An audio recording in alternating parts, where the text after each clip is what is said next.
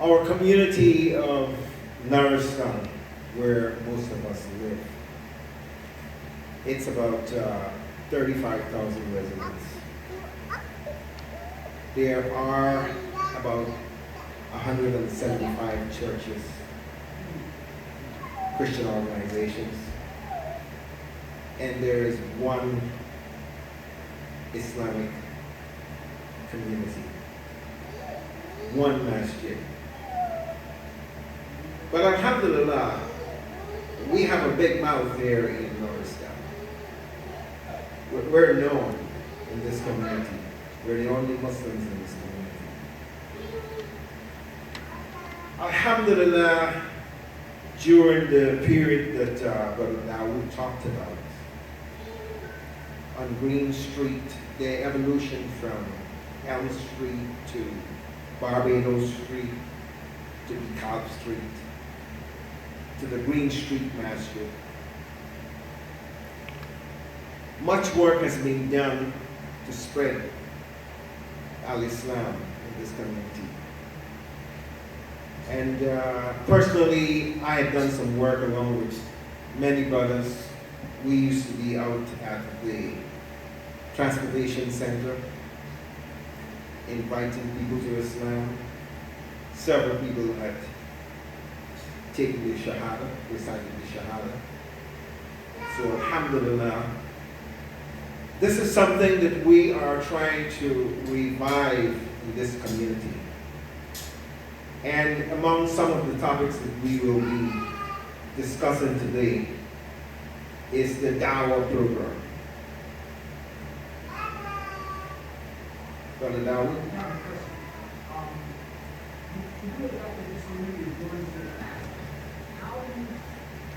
I can't hear.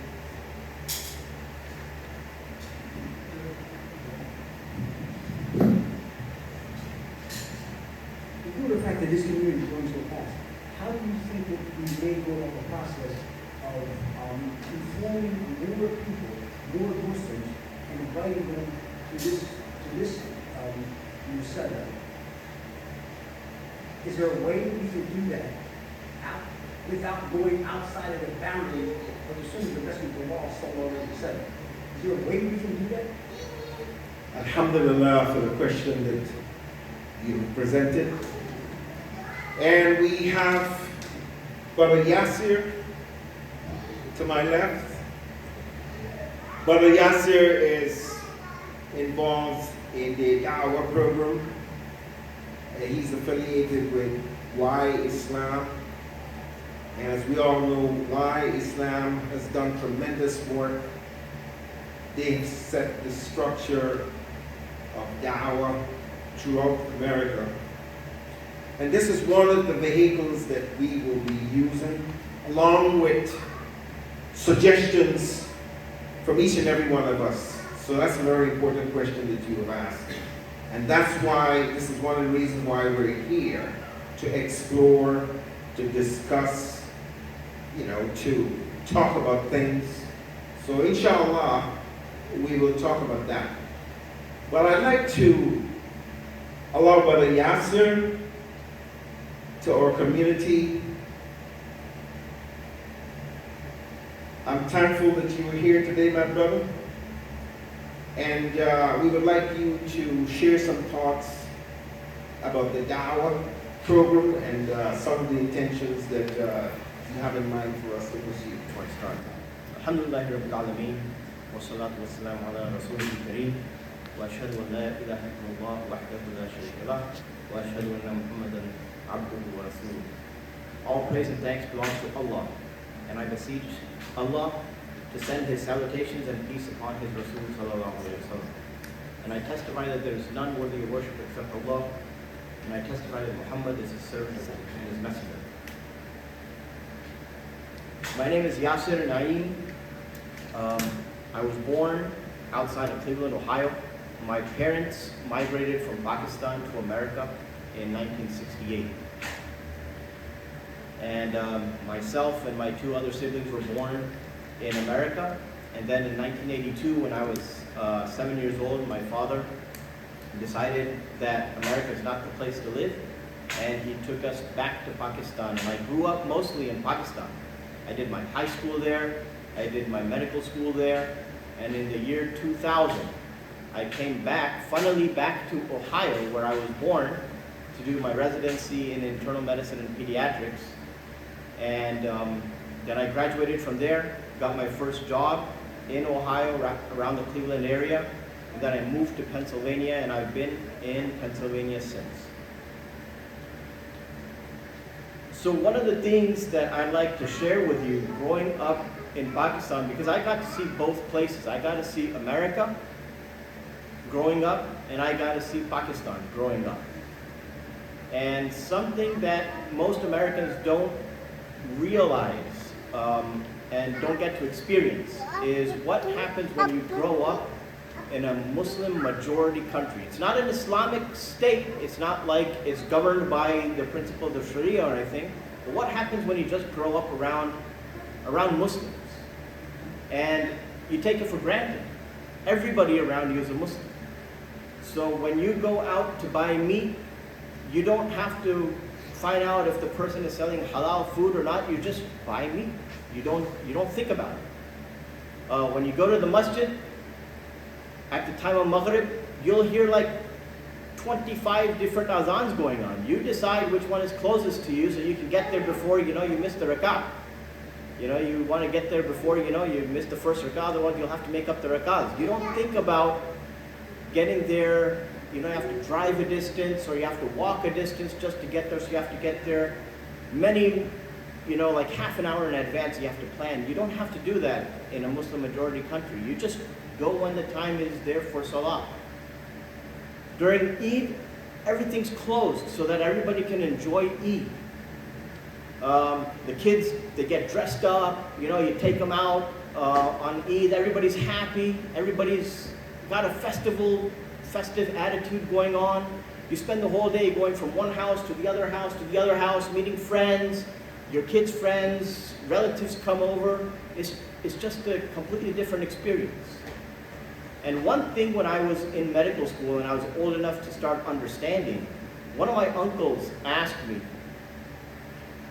what would it be like if the entire world could experience what we experience? And I brought that attitude with me when I came back to the US. Like, what would happen if the entire world could enjoy the same benefits that we experienced in Pakistan? Now again, it's a third world country. I'm not making it as if it's roses over there. There's a lot of poverty that you've never seen in America, but still, it's what would happen if the entire world could enjoy the benefits of being Muslim.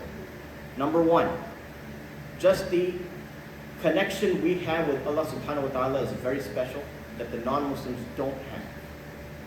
Number two, the community that we have, being brothers in the way of Allah subhanahu wa ta'ala, is thicker than blood.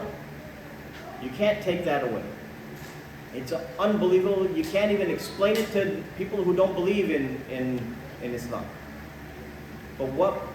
So we have not only the ability, but it is our responsibility to just give the message of Islam to the others. It's up to Allah subhanahu wa ta'ala whether that person becomes a Muslim or not. It's not in our hands. But it's our ability. We can do it because Allah subhanahu wa ta'ala tells us in the Quran, He will never put upon us anything that we can't handle.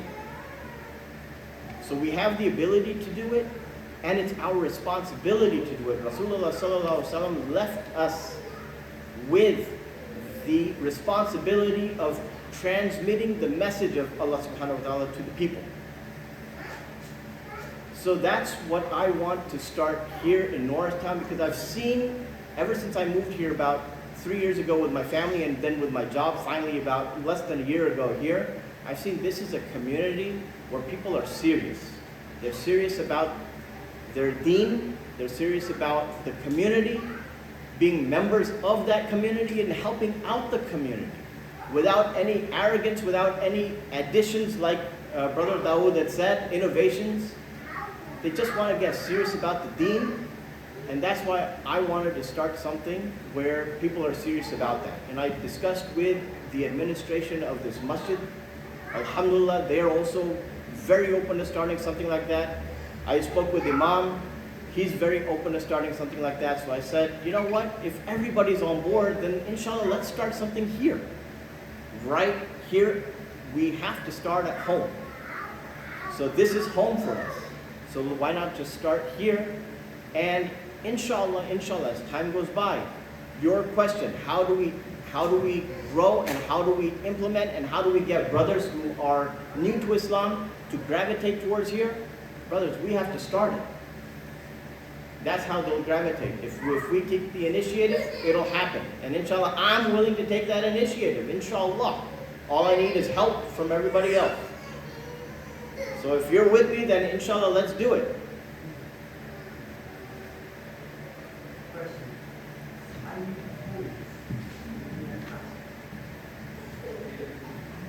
How do you propose to begin that process? I understand, let's do it, but how are we going to begin implementing that situation, sir? What are your plans, and how are you going to sort us out? Jazakallah khair for the question. Thank you for reminding me about that question. I forgot the wording again. So recently we had discussions with the Imam and with the administration here. And there's two paths we can take. We can either reinvent the wheel and try to do everything from scratch ourselves, or what we could do is reach out to an organization that's already started this and done very well with this. So we reached out to Why Islam. Why Islam is based out of New Jersey. They have a hotline, 1-800-WHY-ISLAM, and that service is available 24/7. And they allow people to call in and just ask questions about Islam. They help people return to Islam, and they also have a mentorship program for new reverts, so that we keep them with us, close with us, so that they don't leave Islam again, because that's also a problem. And also they get lost if we don't keep them close to us. So they have both programs. I recently reached out to their field coordinator, and he wants to meet with us, inshallah, in the next week or two, so he can help out with whatever resources they can provide, so that we can get this off the ground, right here in Norristown. Does that somewhat answer your question? Something. Give us a few more weeks, I'll have a more definite answer for you for that, inshallah. Assalamu alaikum. Yes. One second. Yes, of course. No? This, okay. Assalamu alaikum. Walaikum salam. Brother Talib. Yeah, I was referring what the brother was saying. Brother Talib was saying, before we have to have classes how to get down, how to approach people. So, like myself, I'm not a very good speaker, but we have classes on how to approach the people, maybe more effective getting to them. So that's where I'm at. Sunday. Jazakallah khair for the question. When I was working in Lancaster, I've been working in Lancaster for about 16 years. About 10 years ago, we tried to set up a Why Islam chapter over there, and they taught us how to do it. There's a PowerPoint presentation. They actually sit with us while we start, and they only leave us when we have become good enough to take over that responsibility. The only thing is that the masjid administration over there at that time told us to stop. Otherwise, alhamdulillah, we would have had one over there. So this time, we've taken a different approach. We started with the masjid administration, and they're very much on board in starting the Dawah program here. And Why Islam was actually very happy to hear that the masjid administration itself is the one who wants to spearhead it over here. And I think it makes sense. Alhamdulillah. Alhamdulillah. Brother. Assalamu alaikum wa rahmatullahi wa barakatuh. Naeem Shakir. I just want to say this, I'm trying to cut through the chase and make it real simple. Brother Dawah, He's known me since I was a little boy. I used to ride my bicycle when I was 10 and 11 years old, past this church. Long-time resident, born and raised in Marshtown, lived in Marshtown. There was 2 churches that was dominant in this town. This was one of them over 100 years ago, and the other one was on Cow Street, called St. Pat's. Now the most dominant you see is Islam. Last year, here in Norristown, you see after July, the people come. But this is the point that I want to make. If you want to see more African Americans in the community and propagate the Dawah, we give it to you straight, man. You have to develop an economic base in this here community for the African Americans because of the taxation process. You'll see the Dominicans came and took over, the Vietnamese, the Mexicans, they all. But what do they have? They didn't just come here, they have an economic base. And we started having more Muslim bookstores, restaurants, see what I'm saying? Car washes, supermarkets, where you were employing the African American community to get involved economically. You see what I'm saying? Show me the money.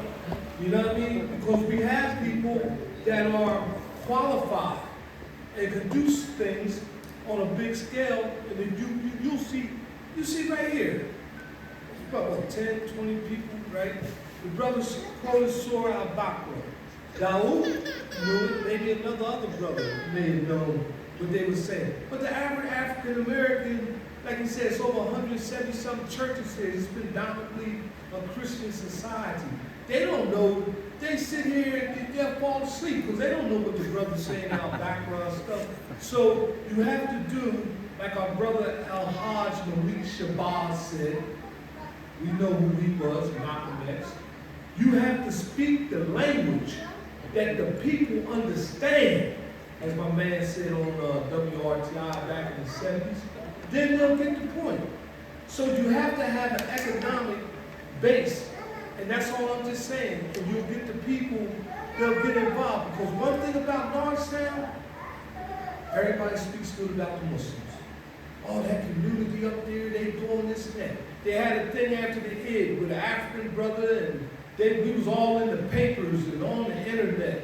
Norristown society, you know what I mean? So I'm just putting that out there so that we just, we have to learn the prayers, and we're going to do all that, but you have to have something to draw the people in. And it's an economic base. That's where we start. And all we have to do is follow what the Prophet ﷺ did. Look at how he did it. Look how he did it. He was probably smooth with it, but he did it. And they had nothing. They had nothing. So which of the favors of your Lord will you do? Or I do not. So we got to do it, man. But I'm just telling you, you know what I mean? We just can't get into this da da da da da da da. You know, nah, man, come on, man. We got to put that work in. Pedal to the man. Sure, bro. How are we going to get to the people? I've been here for 80 years, almost 81 years. How are we going to get to the general public to inform them about this religion? How? Are we come up with a way to do it? So we have people coming around, people from different communities, different recitals around various areas. They want to go out, knock on people's doors and things of that nature. That ain't going to stop to knock on the doors. How are we going to do it? So, like I said, I'm inshallah going to be meeting with the field Dawah supervisor in either next week or the week afterwards. Inshallah, after that, during that meeting, inshallah, I'll have as many members of the masjid as possible. I want to bring him here, so he can tell us how we're going to implement. He can lead us in a direction how we're going to implement it. Of course, we're going to implement it the way we see fit, because it's our community. But we also want why Islam's direction because they have a proven track record. And they've done it without innovation, and that's what we want. So I need another week or two in order to answer your question more definitely. Jazakallah khair. Assalamu alaikum wa rahmatullah. Alhamdulillah. This is great contribution, this is great involvement. And one of the things and one of the reasons why we also have been meeting today was to encourage the Muslims that we have in the community who have not been coming to the masjid, who have not been involved, as well as new Muslims. And I recognize that I recognize two people. Firstly, Brother Howard, who has recently returned to Islam, revert to Islam. And I also recognize Brother Philip Muhammad, who's been a long-standing member of the community. I'd like Brother Howard to just say a few words about returning to Islam, being a revert. You can express yourself, brother. Yeah, you can use that mic. Assalamu Wa alaikum salam. I just want to say I'm honored and humbled to be here today, to definitely attend, especially Jumar. Jumar was my first time here. It was my first Jumar ever in my life. It was my first experience of being in the service Islamically. I've converted from Christianity, and I want to say that that was like the best decision of my life. I'm from the Germantown area in Philadelphia, so I always grew up around Muslims, Islam. All my friends are Islamic, even though my family is Christian based. I just never took the leap of faith to actually convert because I didn't want to disrespect my mother and my grandmothers. But, you know, as a grown man, you learn, you take that walk, you read, and I've grown interest in Islam. And once I converted was this past Ramadan, once I kind of really took it serious, not really knowing too much, but taking it serious as I possibly could. I started to see that I let a lot of negativity go. I let a lot of bad habits. I let a lot of anger go. You know, I just started to basically embrace everything that I've seen my friends, you know, their character. And so, you know, I still have a long journey to go each and every day. You know, I try to make my prayers as much as I possibly can. I try to do as much as I possibly can. I try to attend here as much as I possibly can. And I just want to say thank y'all for embracing me. And you know, just please, you know, just help me whenever I, you know, come up and have a question. That's all. Shukran. Brother Philip Muhammad, a few words. Come on, brother. Okay, so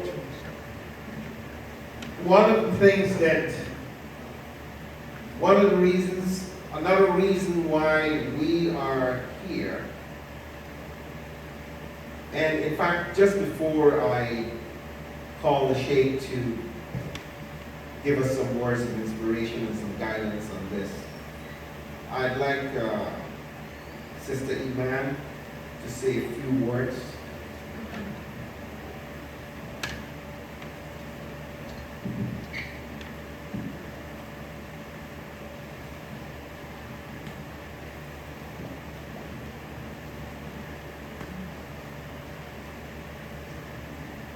Sister Iman has been a member of the board and a very outstanding sister in this community who's done a lot of work. Assalamu alaikum. Wa alaikum salam. I've already been introduced by name, no need to repeat that. But when the question was asked, how do we reach the community? We reach them by being visible in the community. And part of that visibility includes attending the council meetings so they know that we are here. Attending, I don't know if many of you realize, but the chief of police has an open door session every Wednesday at 4 p.m. You can go to our office with complaints of noise or any other thing in your neighborhood, but it is about being visible. Many of you, I don't even know if many of you realize that the library directly across the street will be shutting down by the end of the year. So I attended that meeting. They'll be relocated to 1700 Market Street, the same building that PennDOT is in. But we need to be visible in our community so that they know that we exist. And that's what I want to say. For example, a good opportunity, and it will come up again next year, is Juneteenth Festival that Norristown hosts. We can take out an information table and have brothers and sisters and or sisters there to discuss or talk to anybody that may have questions. But those are the things that we need to do, that we can do to take the lead here in the community. The interfaith breakfast that our councilman had for us, Greg Scott. I was unfortunately the only Muslim there, but I do engage with our Christian brothers and sisters for the housing crisis we have. We also have a Buddhist house here as well as a Quaker house in this community. So realize that there are many one-offs that no one is bringing or getting the attention like Norristown Islamic Society. Shukran, Jazakallah. This is only my opinion. I believe that we had to rectify the inside before we go to the outside. You know what I'm saying? Because me, I'm speaking for myself, I don't really feel no unity like that. If I could go somewhere else, I could feel more unity outside this match than I do inside. And this is my hometown. You know what I'm saying? So I'm gonna just leave it at that because it speaks for itself. And second thing is there any like talks or speculations about opening the Islamic daycare for the kids? Because I believe that could probably bring people from the outside to the inside. To start with the children. If we don't teach the children, the religion done. You know what I'm saying? The dunya won't read cartoons and all that shit time basically. So, you know what I mean? My kids are not in daycare right now. Alhamdulillah, I'm schooling as much as I can. Whatever YouTube, day 2 and 4. But, you know, I'm not there 24/7. So I know when I'm not there, the shit time won't be there. You know what I'm saying? He there even when I am there, because I'll be occupied, but I'll try to keep them, you know what I mean, teach them the alphabet, while their brain is still fresh. So we got all these rooms in this masjid, and you know, inshallah, get some sisters or something like that should be the first thing or on the priority list is get these kids daycare something. You know what I'm saying? And that'll be helpful, inshallah.